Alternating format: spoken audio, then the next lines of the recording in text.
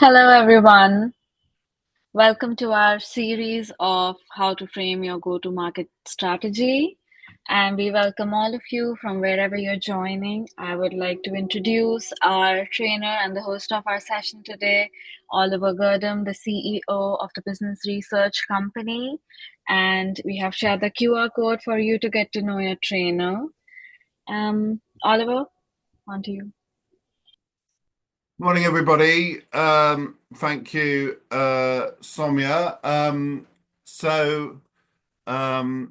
Nice to see you all this morning. So we're going to be going through the first in a series of webinars introducing business research and how it can help you with building your business, developing your strategy, etc. This is the first and kind of introductory session. And in this session, I'll be talking about particularly about the different aspects, the different types of business research that you can deploy. And then I'll be talking a little bit more about the kind of practical approaches to business research and how you actually go about doing it, different ways you can do it, how different types of businesses can do it. Now, as I said, this is the first of a series of webinars, and Soumya will tell you just a little bit more about some of the other seminar topics that will be coming up in future sessions. Yes, thank you. So, talking about our series on how to frame your go-to-market strategy, we have divided it into 6 different sessions, and we can keep on adding more upon the engagement that we get and the type of interest that is generated, and if there are any further questions. So, we'll be starting with what is business research and what's the importance of doing it. That is our first session, and we'll be further elongating it with different sections of business research and how do you go ahead by identifying and selecting your opportunities to optimizing your marketing mix in order to market your products and services. Then how would you evaluate and benchmark your competitors? That's one of our most important sessions that we would be doing in depth. And we will then be moving on to making you understand how do you develop your products and services to align your offerings with the market demand and the future trends and the current trends that are ongoing in the market. And we would like to conclude by helping you understand how do you find customers. That's the most important process of your business. Then how do you find distributors that match your requirements and partners to help you align your business strategies and distribution channels for market entry in our series. So stay in touch with us and learn a lot. Thank you. Thanks, Soumya. Now, a little bit of housekeeping on this session. First of all, the call is being recorded, so just so that you're aware of that. And a second point, we'd like the session to be as interactive as possible rather than just me talking. So I believe Soumya, people can enter questions at any time during the session, and I Yes. will probably we'll try and pick up on them as we go along. But in particular, there will be 2 specific Q&A sessions. One after I finish the first section to business research, and then at the end of the session after talking about how you go about that kind of research. Good. And so with no further ado, we'll get started. Okay, so there are, as Soumya briefly indicated, there are a whole number of different aspects to the way, to the type of business research that you can do. And these are some of the critical inputs that go into your go-to-market strategy. Now, um, why is doing research so important for your go-to-market strategy? Um, Essentially, it's the tools that you use in order to ensure that the information that goes into your go-to-market strategy is as valuable as possible, as accurate as possible. Um, so we're a research company, and people are often kind of get a bit of sticker shock when we tell them that doing research with us, buying a report or doing a consulting project will cost thousands of dollars, right? Which is what it costs in reality. And people sort of feel that, oh, why do I want to spend thousands of dollars on essentially a piece of paper or a PDF? Um, uh, but having the right research is absolutely critical in getting your business strategy correct. So if you're talking about a go-to-market strategy for a company, you're often going to be investing hundreds of thousands of dollars, millions of dollars into a particular new product launch or moving your existing products and services into a new market, um, or deciding whether to continue with your current strategy in a certain market, or choosing a supplier, etc. Right? Um, and therefore, within that context, getting that decision right, um, a few $1,000s makes absolute sense in terms of getting an overall investment, and it's got a very good ROI, because not doing it and not getting the right information can be much more costly, and you can lose all the money that you've invested in a new go-to-market strategy, in a decision that you're making, particularly when you're launching a new product or launching into a geography that you're not aware of or you have less knowledge of, or adapting a product or service. These things can have major repercussions, and a bad decision can be extremely costly. You can have the direct costs, you have the opportunity costs of not spending the time on the right thing, um, spending it on the wrong approach when there was a better way to be spending your time. Even if it's successful, there might have been something better that you could have been doing if you'd done the research.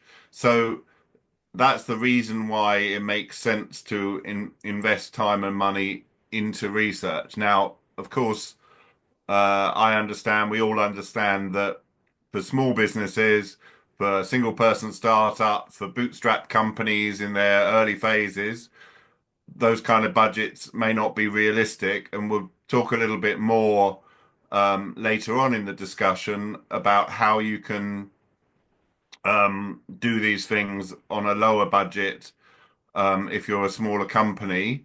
And there's a lot you can do yourself to find out this kind of information when when you need it to begin with, and only as time goes on and you increase in scale, you potentially start to build business research teams, market intelligence teams, competitive intelligence teams, and then using outside partners, research houses such as our own, consultancies, etc., to augment that process.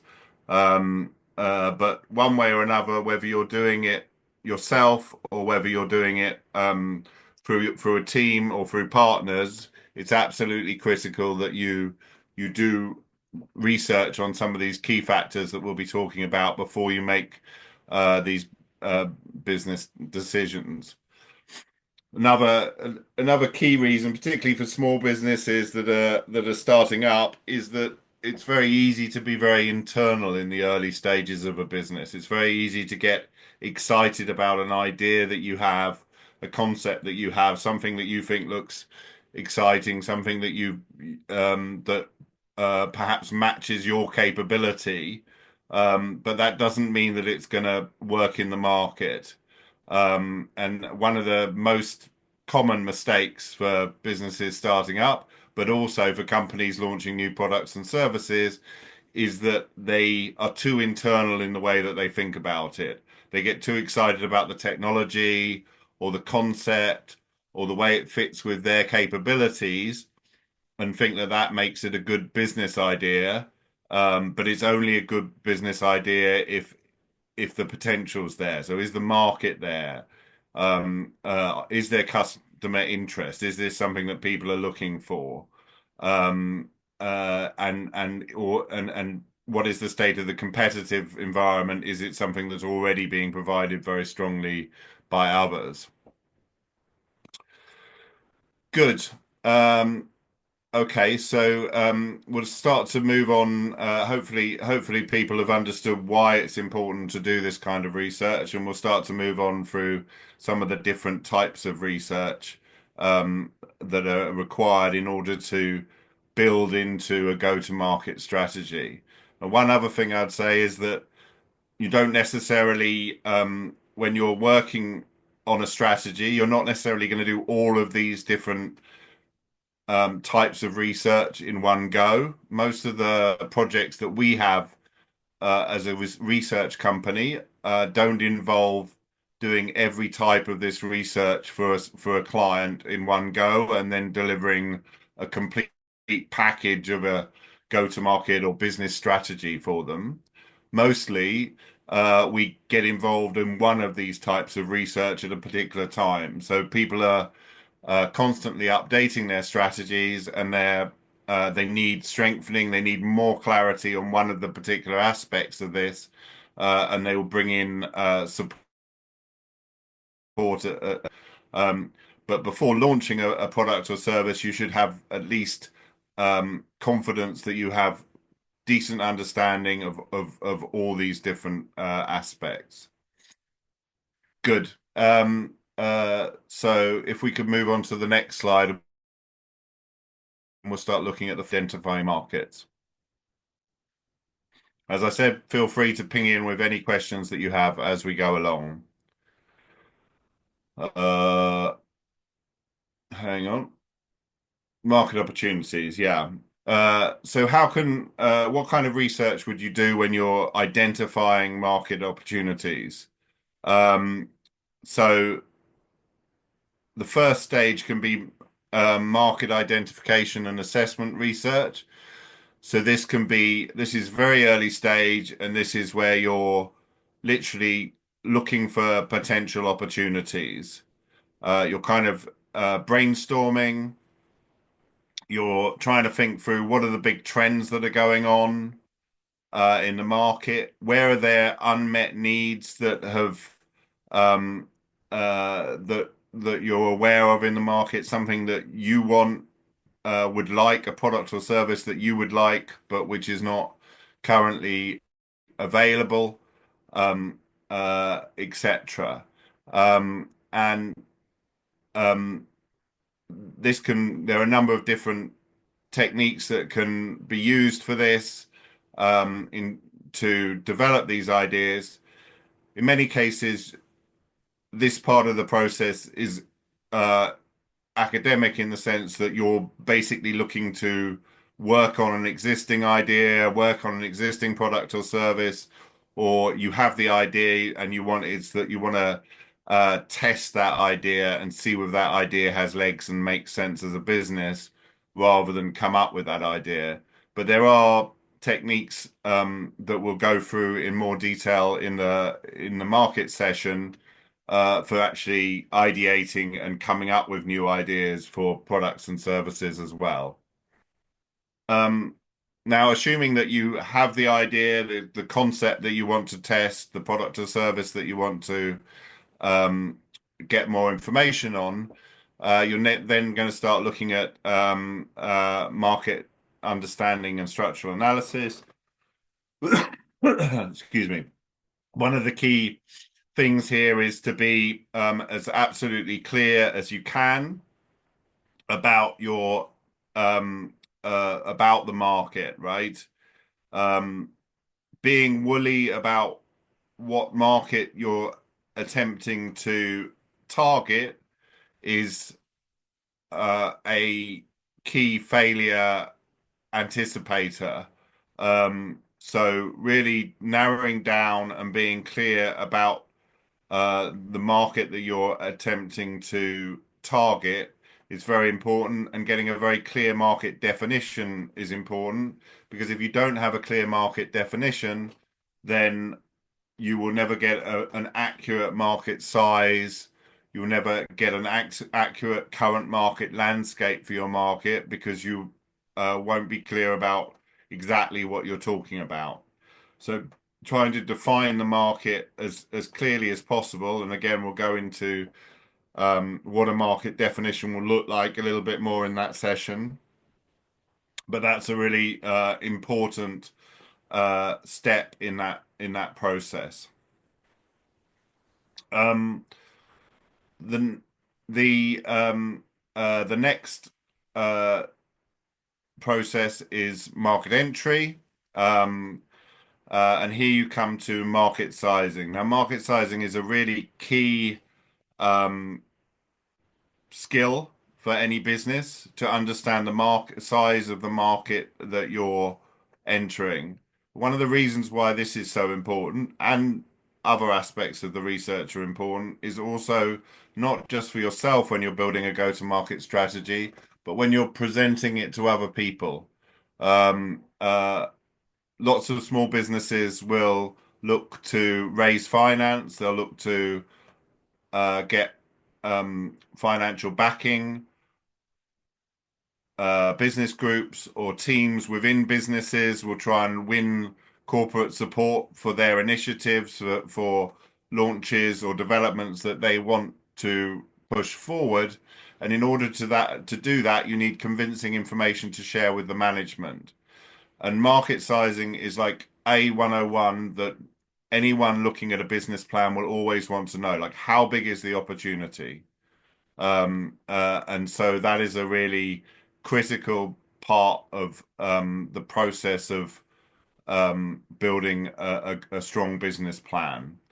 And we'll go into that in a lot more detail in the specific session on market sizing and forecasting. Of course, forecasting is also absolutely critical. Is this a market that's growing? Is it a market that's declining? How fast is the growth, etc. Not that a declining or steady market is necessarily means that you should drop the plan, but it affects the strategy that you can then apply to your approach if a market is flat or declining as opposed to growing. But obviously, a a strong historic and forecast growth pattern is a strong positive indicator for um, a business plan. Not also, it's also worth being aware that the market size doesn't have to be huge. Um, I think if you look at a lot of market studies and reports out there, you'll see all, huge numbers being thrown around. Um, for most businesses, except the sort of the mega businesses of this world, um, a market of 1 or 2 billion is perfectly adequate if you're able to focus in on or indeed, less than that, but definitely at the sort of 1 billion, 2 billion market level, that is perfectly adequate if you're able to get a decent market share within it. If you've got a compelling offering, if you've got a compelling strategy to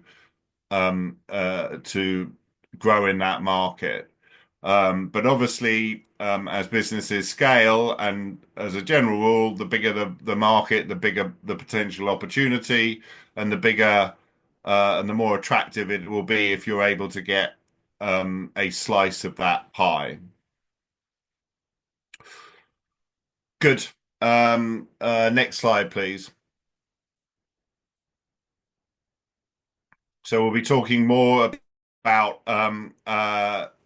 how about techniques for market sizing, and how you go about it in the specific session on that in a couple of weeks' time. Now we're talking about how do you find customers, about finding customers, finding partners, and developing those customers.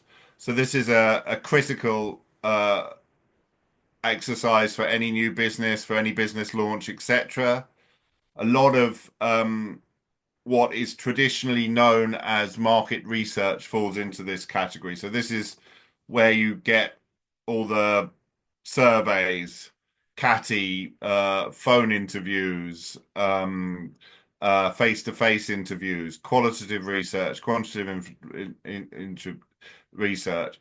Most of the biggest market research companies in the world focus almost exclusively in this area and maybe a bit in the product and service area in terms of how they're developed.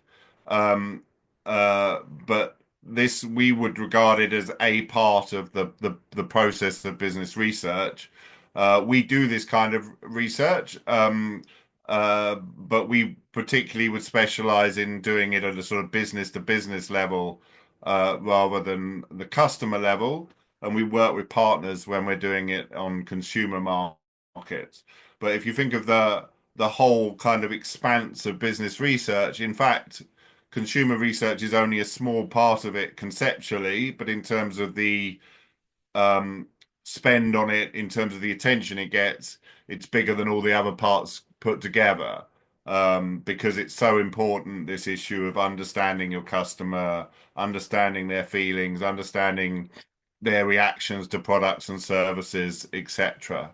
So this is another really critical part of building your business strategy, and it always involves interaction with your clients.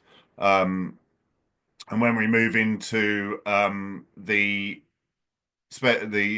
session on this we'll talk more about how you can do this and also how you can do it without huge expenditure, because obviously big consumer level surveys can be very expensive, but doing some level of regular interaction with your clients and getting as close to them as possible in an ongoing business is critical, and uh, the process of reaching out and getting a response from your very specific potential customer group in a go-to-market strategy is critical as well. I think it might be, if you're only able to spend money maybe on one aspect of your go-to-market strategy, um, and do it through a partner, this might be the one to get really good answers from the particular group that you're focusing on whether there is an opportunity there, etc.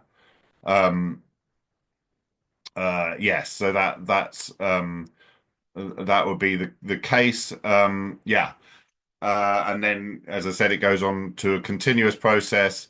And we'll talk also about the kind of ongoing process as opposed to the one-off research project a bit later on as well. Good. Next slide, please.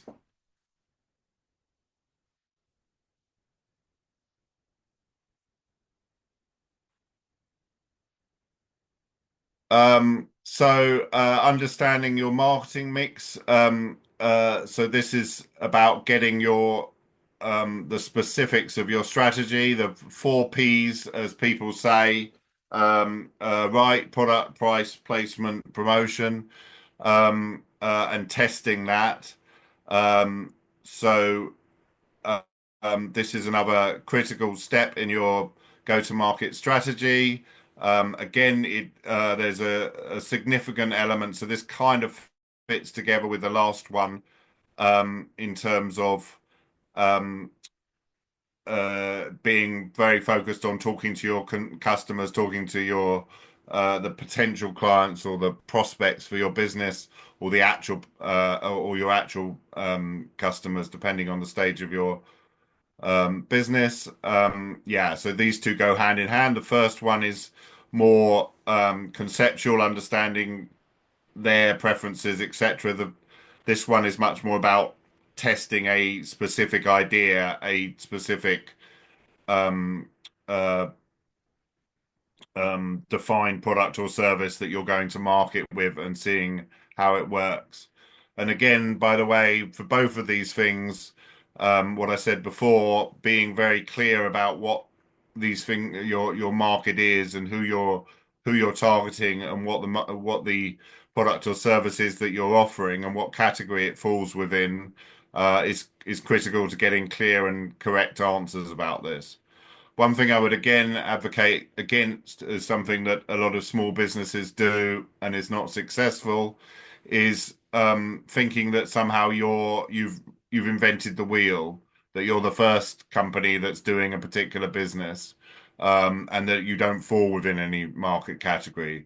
All businesses, services, products, etc., fall within a specific category and you need to be realistic about that and understand which market you fit within, even if you have an innovative and exciting new idea, or even if it's a small and exponentially growing market. Good. Um, Next slide, please.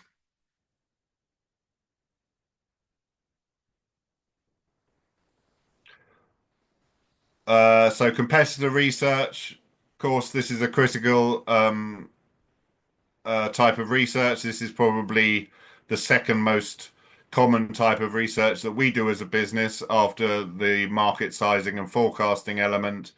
Understanding what your competitors are doing, tracking them, seeing what you can learn from, seeing how they're performing, seeing what strategic developments they've made that you need to cover off, seeing where there are opportunities that maybe someone's fallen out of the market and there's a gap there that you can fill. All of these things are really important. And again, like most types of business research, there are multiple ways of doing it.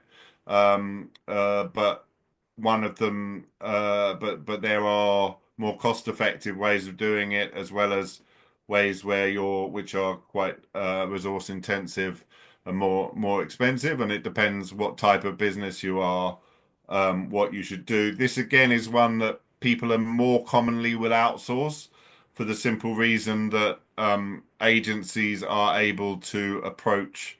They may not be known to the competitors, your competitors. They're able to approach in different ways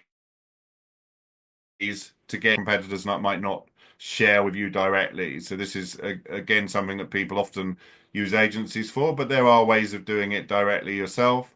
And it can be a real combination of specific projects when you're going out to find out particular information about competitors, ongoing media monitoring, web monitoring to see what new developments are coming out from them. And then things like mystery shopping, where an agency will potentially approach them as a client to understand the service, business or service offering that a competitor has, and then so you can benchmark against it. Next slide. Um, So this type of research is about making yourselves as efficient as possible, choosing the right suppliers, and then essentially checking that your internal processes are as effective as possible. Um, uh, Business research sort of edges on things like human resource research, like actually finding employees. But also constantly benchmarking your internal processes to see whether you're being as efficient as you can, or if there are other approaches that you should be taking. Scanning the regulatory environment to make sure that your product or service is compliant and is aware of new regulations that are coming up in the future that could affect your business or service. And then, of course, finding the best suppliers for you. Next slide. And then the final part of this is a financial one where you pull everything together. This could either be doing a investment assessment of a particular opportunity. It could be an asset that you're looking to buy. It could be a company you're looking to buy. It could be a company that you're looking to invest in, etc. So we do quite a lot of that kind of work. It can be you can it often falls under the title of due diligence, whether that being operational or financial due diligence. So a lot of all the same research skills that you can apply to your own business, you can apply to another business or asset when deciding whether to make an investment in it. And then for your own projects, the final step, once you've gathered all the information and decided on your strategy, is to do a financial assessment of whether it makes sense, whether it's actually going to make money, a break even, a net, an NPV analysis to see whether, first of all, does it make money, and secondly, is it a good use of financial resources, and is it the best use of your opportunity? And we'll go into that in more detail in one of the later sessions. Good. All right. So that I think is it for the first half of the session. Um, uh, is that right? What's the next slide now? Yeah, that's right. So, does anyone have any questions that they want to share with us at the moment? Yeah, hi Oliver, this is Noah. Hi, Noah. So, what are the biggest challenges that market research in the industries are facing right now, and how are companies addressing them? Um, well, market research companies. I mean, um, let's talk more about what companies are facing. So I think the business environment is okay. Um, but there is obviously a great deal of change. There's a lot of change in all industries, but particularly in business service markets, with the introduction of AI and new tools of that type. Those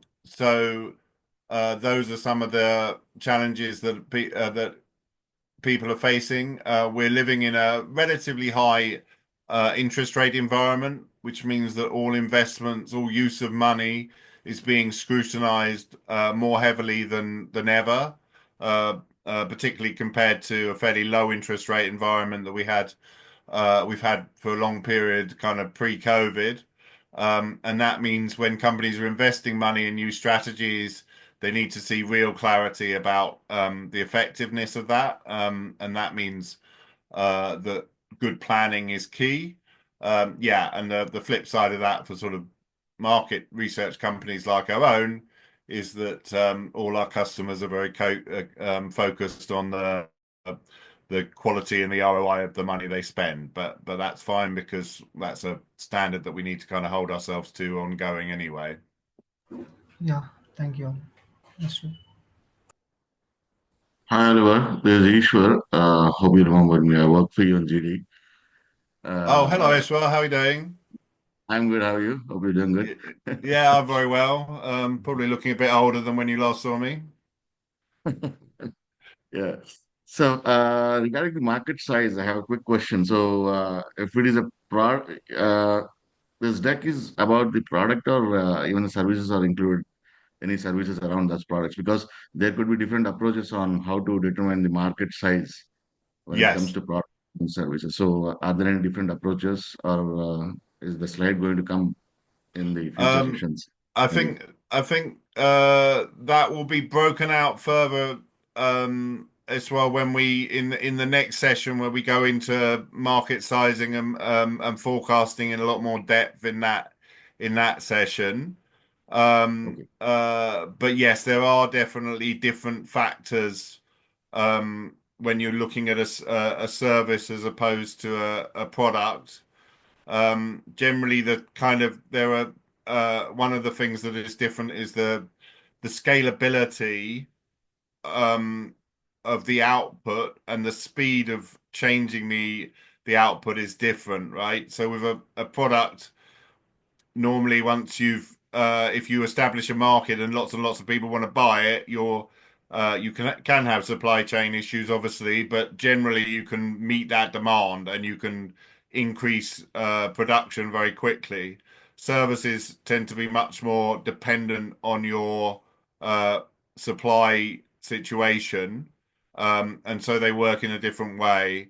But we'll go into that in more detail in the market sizing and forecasting session that will be coming up in a couple of weeks. Oh, great. Looking forward. Great. Thanks.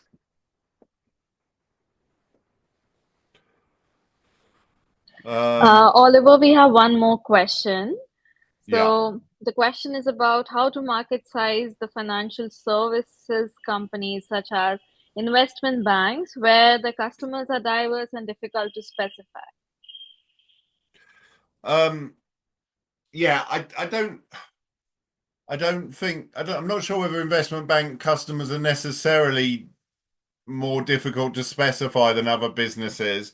Financial services market sizing tends to be a bit more complicated because of the relative complexity of the products and trying to work out what is the actual product within that and um, what is being sold, what are revenues for the companies within that market. So when you're thinking about market sizing, you're basically thinking about what so the size of a market is the combination of the revenues of all the companies that are operating within, or all the organizations that are operating within that market, right?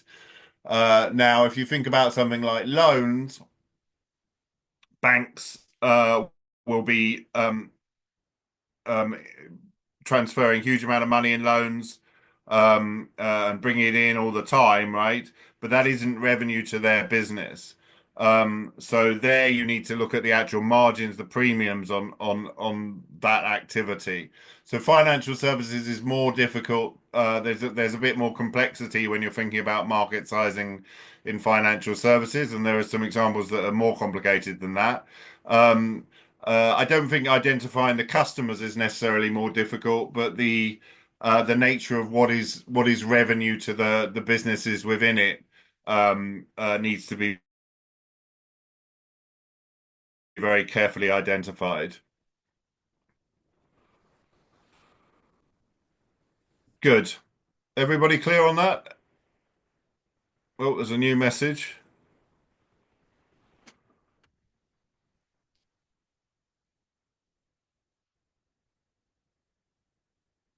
Good. No problem, Habte. Good. So, if everybody's ready, we'll move on to the second half of the presentation. And here we're going to start talking a little bit about how you go about doing business research. Now, as I said, we've got other webinars coming up, and in there we will go into more depth on specifically how do you do competitive intelligence, how do you do market sizing, how do you do supplier intelligence, etc. But here I'm just going to talk about it at a higher level. So essentially, there is one of the key things that you need to decide when you're thinking about how to do a business research project is are you going to do it in-house or are you going to do it are you going to outsource it? Are you going to use an agency? And there could be a number of different um, factors that go into that, and we'll look at those in more detail in another slide in a second. But it could be a budgetary decision, but it could be a number of other factors that are worth considering. Then two other types of research are whether it's a project, whether it's a one-off shot, where you're trying to gather specific information at a specific time and pull that together, normally often around a decision point. Many of the projects that we do are people preparing for a board meeting, that kind of thing, where they need to pull together information to present to their board who are going to be making a decision on a specific day about a particular um, product or service. But there's also ongoing research processes that companies should be engaging in continuously. And here there's perhaps two key elements. One of them is kind of monitoring, constantly looking out there what's going on in the market, what's going on with your competitors, what's going on with your customers, etc. And a lot of that now is done through web monitoring and can be there are a lot of good tools out there to help you with that. But the other thing that's really critical is knowledge sharing internally. So utilizing the information that is there within your business that different departments may be gathering and making sure that is utilized in terms of your monitoring of the situation. So what are the sales, particularly that, it comes around from the people who are outward facing. So what are the sales people telling you? What are the marketing people telling you? What are the people who went to a conference last week telling you that can feed into your strategy? Next slide. So, deciding whether to go in-house or out-house or outsource a research project. There's a number of factors here, but the one that is at the bottom there is probably the critical one for very small businesses. They simply often won't have the budget to go out-house, and therefore they'll have to go in-house. And we'll talk in a minute a little bit about how they can do that. But there are advantages and disadvantages. So if we're talking about a kind of established business with some kind of internal information capacity, there are advantages and disadvantages with in-house and out-house approaches. So in terms of skills, the internal research capacity, where it may be very limited, or they may not have the skills required for a particular project. So the people who work in research companies have got a lot of experience of this. For example, in the business research company, we get training based on things like the Market Research Society, the Institute for Competitive Intelligence, etc., that give us specific skills relating to the type of research projects that we're involved in. So that can kind of fast forward the process and make it more effective. Um, uh, In-house can have the advantage of good understanding and availability of internal information, sales numbers, um, you know, campaign figures, web figures, etc. Um, uh, but the information availability from outside partners are often better at getting information from competitors, and maybe going on to the next point, less unbiased information and new perspectives from customers, etc. Um, Scalability, yeah, outside partners can normally expand and do things faster with larger teams. So TBRC, for example, has over 100, well, it has about 350 researchers and analysts in total, people all over the world who can be involved in these kind of projects. So there's the size and the scalability there. Next slide.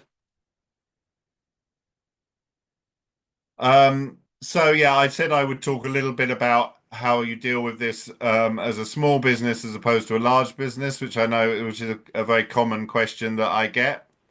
So as I said, realistically, if you're um, if your revenues are under I would say, couple of million and you're in the starting phase of a business, I wouldn't normally go to a research company and ask them to do a study. You tend to clients when they do that, they tend to expect too much. Now, obviously, if it's an equity backed or an investment backed company, it's a different thing because they're willing to spend money to move faster. But I'm talking about a bootstrap money company when you're investing your own money. Generally you'll be kind of disappointed by doing that because you're expecting a huge amount of progress from that for it to kind of make your business for you. Whereas it won't do that. They're very useful for established businesses, but in order for them to make sense, the amounts of money that you're potentially going to win by getting it right have to be significant. So what I would say, if you're a very small business, when it comes to market sizing, you're going to do it through your understanding of the market. Hopefully, it's something that you have some knowledge of, and I would advocate generally starting a business in something that you have knowledge of. Obviously, there's a lot of net search that you can do. AI is increasingly useful for this kind of work, and then estimation, just making some sensible, logical assumptions about your market and cross-checking them. And I'll talk more about that in the market sizing webinar. But there are a number of techniques you can use there. And then if you're a larger business, you may well be going out and buying research reports or having access to databases, etc.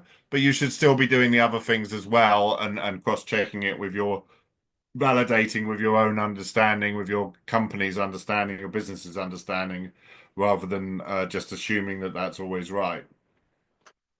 Um, Competitors, this can be tricky when you're small because it's difficult to go out and talk to your competitors, but you can, as a minimum, keep monitoring them on the web, and then you can ask your customers about your competitors, people that they've used.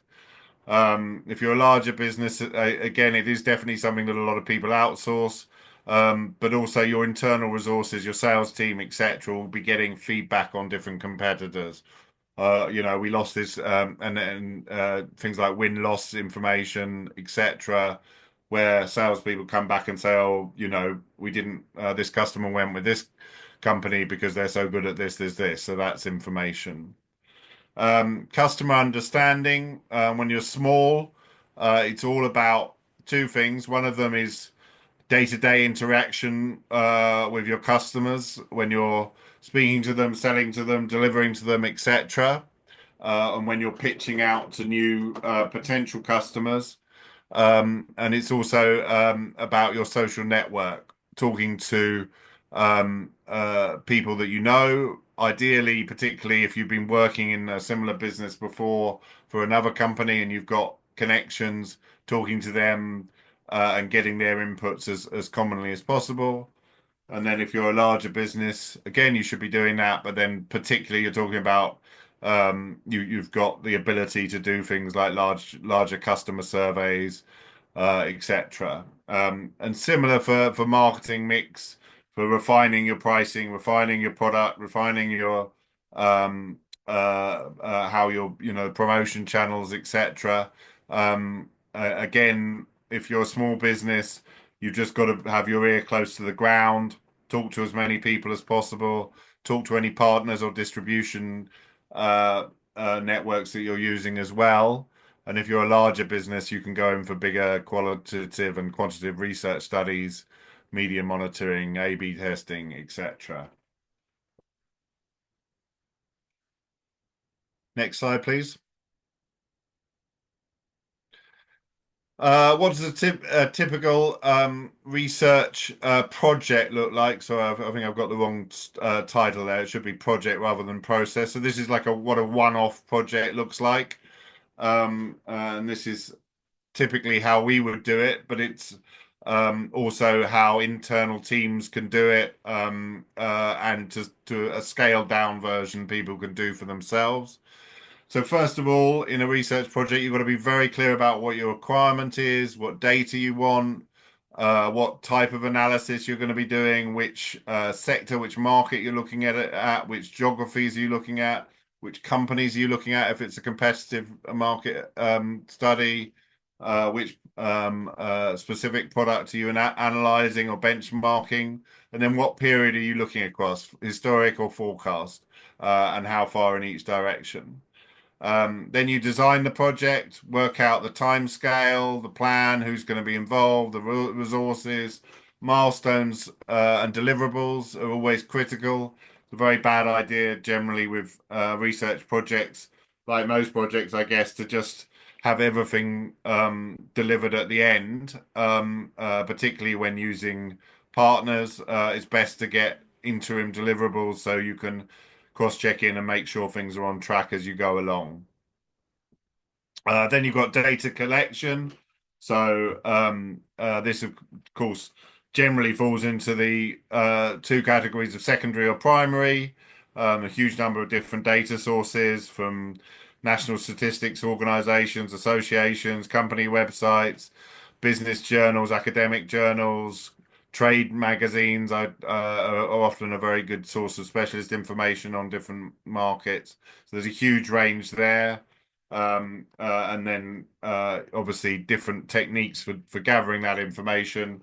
There's paid and unpaid sources. And we'll talk more about that in later, the secondary research techniques in the later sessions. And then there's primary research. For us, so generally means talking to executives, talking to experts, but it can also be consumer interviews for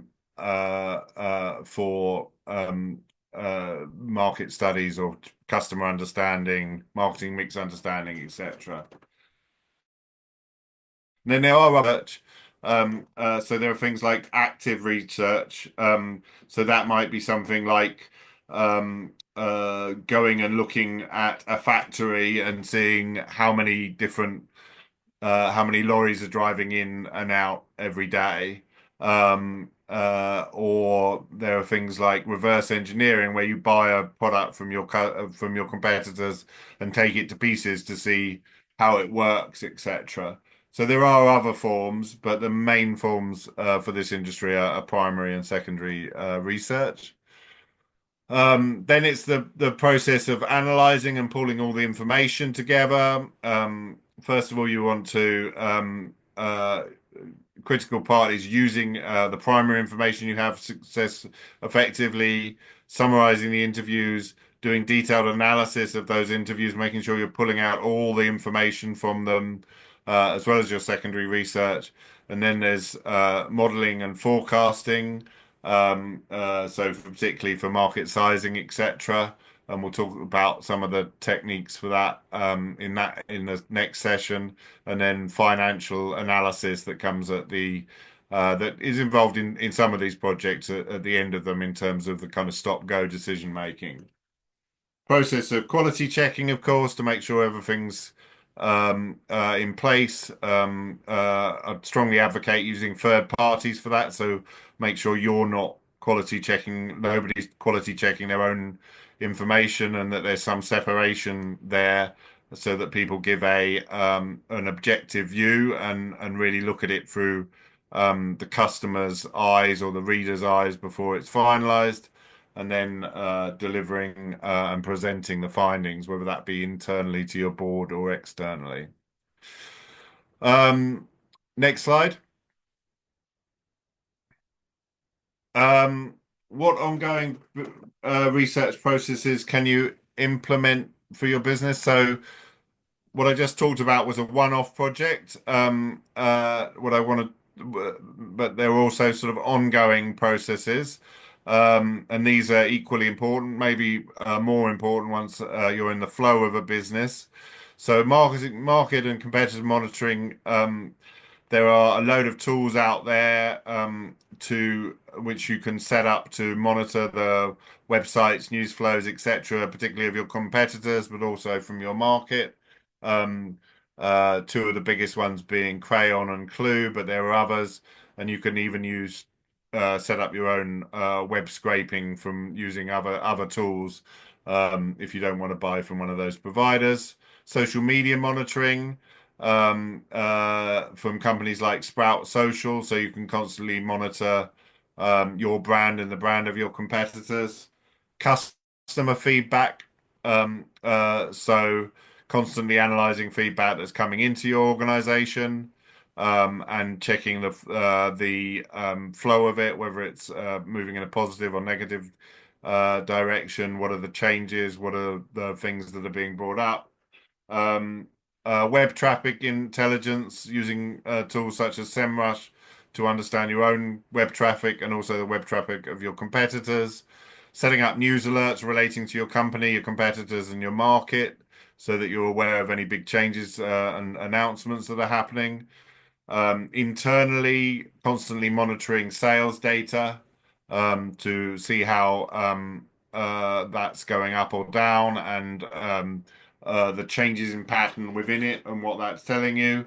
And then, very importantly, kind of the continuous process of networking, talking to people, getting feedback from your customers, talking to your partners, and yeah, generally getting as much input as possible. And that, as I said, is critical, particularly in the startup stage of businesses, but also for more developed businesses to be doing on an ongoing basis. Good. I think that's the final slide. Is that right, Falguni? Or Samir? Yes. Good. So that's Yes. it for today. Does anyone have any more questions at this stage? Hi, Oliver. I'm David. Hi, David. Yeah, in your experience, what are the most common mistakes organizations make interpreting data research? Like how can we avoid them? Um, so what are the most common mistakes interpreting data? Well, I think the most common mistake is not to gather the data.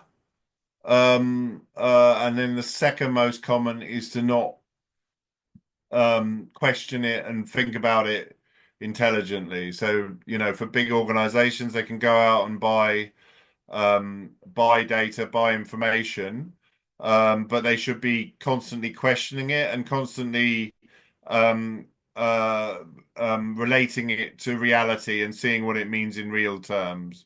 So, for example, a market sizing figure can be analyzed against, uh, it doesn't mean much if it's just 200 billion, but if you start thinking about it in terms of how much is that per person or how much is that per doctor or whatever the relevant metric is. So it's using the data and thinking about it in concrete terms and not just blindly accepting it or kind of blindly ignoring it, but actually interacting with it.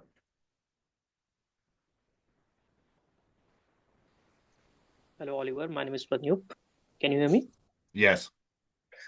So there are a number of market research companies across the world, and for a particular market, there are different market sizes they publish on the website.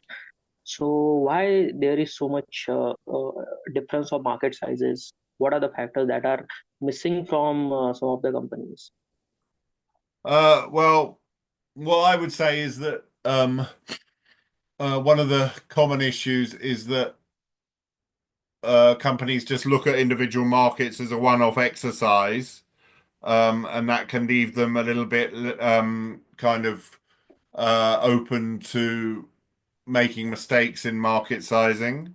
The Mhm. approach that we always take is one of triangulation. So we have a kind of integrated database of market sizing. So we relate um, each market, and that avoids some of the confusion and some of the outlandish estimates that you get in markets. So because we're always, if we're looking at something like automotive sensors, we Mhm. would always be seeing it because we have data on the sensors market and the automotive market. so we can relate it to other data and make sure that the numbers that we have are sensible in relation to that. I think some research companies just kind of look at each market in isolation, and that can lead to mistakes. Great, thank you. Hello, Oliver. Hello. So, how have client expectations for market research evolved over the years, and what are the steps should a company take to meet these growing demands? I think, as I was saying earlier, the main change that kind of goes up and down is depending on the economic environment, like how much they pressure there is for ROI on research projects. So, for instance, during COVID, there was a lot of investment going on, and people were willing to spend money just to quickly get information because the environment was changing so much. That is not the case so much anymore. And I think, from the research company's point of view, just got to stay on your toes and make sure you're delivering value. From the customer's point of view, you should always ask questions and validate and push the company that you're using to make sure that you're getting good information and the information that you need. So I have one question in the chat, Oliver. Okay, it's my chat. So it says, how do you start your market research journey in a very regulated environment, for example, pharmaceuticals distribution or pharmaceuticals e-commerce? That is a good question. I think I don't think it's kind of completely different to anything else, but it is obviously a more it is a there are particular challenges there, and you have to do you have to, as one of the building blocks, you have to really look into the regulatory environment as the starting block of your research, before kind of as in that kind of market, that would be as important a part of the process as, say, the competitor or the customer research. Whereas in some markets that's less the case. But I don't think the fundamentals change just because you're in a heavily regulated market. But you just need to understand, again, market definition, really being very clear about what it is you're offering to whom is particularly critical, because otherwise you will be making assumptions that won't play out because you won't be aware of the regulation that applies to that very specific market.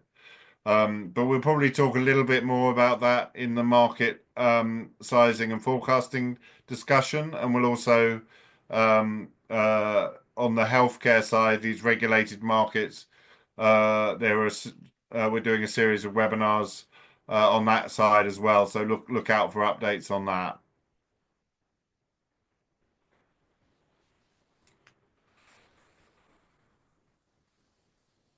Good. All right. Well, if that's it for today, is that it for today, Soumya? Yes, that's it. If there are no more questions, then we would like to conclude. Anybody, any questions? Hey, Hi, Oliver. if possible, can we have a short summary of what is going to come up in each of next sessions? So that will be helpful for everybody. Probably if you can publish that. Definitely, yeah. So Soumya, you'll circulate that next week in the run up to the other sessions, correct? Yes, of course. We'll send ahead the schedule, probably the dates and a brief summary of what we would like to cover. Just for the next session, we would be covering market sizing and identifying your opportunity in detail. And that would be one of our key sessions, why it would also cover all of the questions that were asked, majorly around market sizing, forecasting, and understanding your market. So making sure that your opportunity is a good one and how do you make the best out of it. And we would also be working around that with an example. So keep an eye for that webinar. Wonderful. Have a great afternoon, everybody, evening, wherever you are, and see you in the next session.